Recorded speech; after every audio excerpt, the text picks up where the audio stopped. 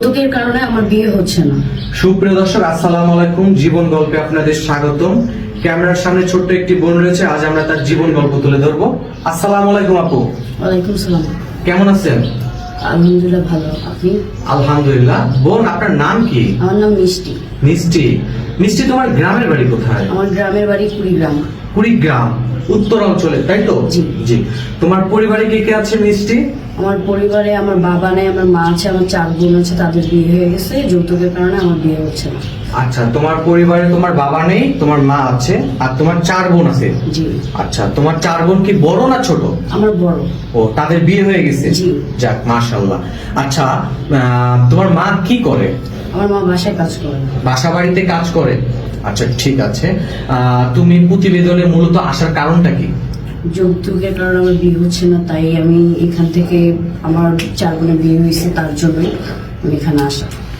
সুপ্রিয় দর্শক, আপনারা শুনলেন এই বোনটির কথা। তার যৌতুকের কারণে বিয়ে হচ্ছে না, তার 4 বোনের বিয়ে হয়ে গেছে, তার যৌতুকের কারণে বিয়ে হচ্ছে না, এই জন্য আমাদের কাছে এসেছে, যেন যৌতুক বিহীন একটা জামাই চায়, তাই তো? জি। আচ্ছা, কেমন যৌতুক চায় আপনাকে বিয়ে করার জন্য? এমন পরিমাণ টাকা, যেমন 3-4 লাখ টাকা, যেটা আমার দেওয়ার ক্ষমতা নেই। মানে 3-4 লাখ টাকা দাবি করে আপনাকে বিয়ে করার জন্য? এখনো কি যৌতুকের প্রথা আছে? হ্যাঁ। আপনি জানেন যৌতুক নেওয়া ও দেওয়া দুটোই অন্যায়? জি। আচ্ছা, ঠিক আছে। আচ্ছা, বিয়ের সংবাদ কেমন আসে? আপনি তো মাশাআল্লাহ অনেক সুন্দর। বিয়ের সংবাদ, ওইখানে বিয়ের সংবাদ বলতে আসলে যৌতুকটাই চলে। মেইন কথা হলো যৌতুকটা চলে। আচ্ছা মিষ্টি, তোমার একটু আমরা পার্সোনাল কিছু প্রশ্ন করব। তোমার বয়স কত বর্তমান? আমার বয়স 20। 20 বছর। তোমার 20 বছর বয়স, পড়াশোনা কতটুকু? আমি অনার্সে পড়ি। ও, আপনি অনার্সে পড়েন। পড়াশোনা এখন তো অফ না? জি।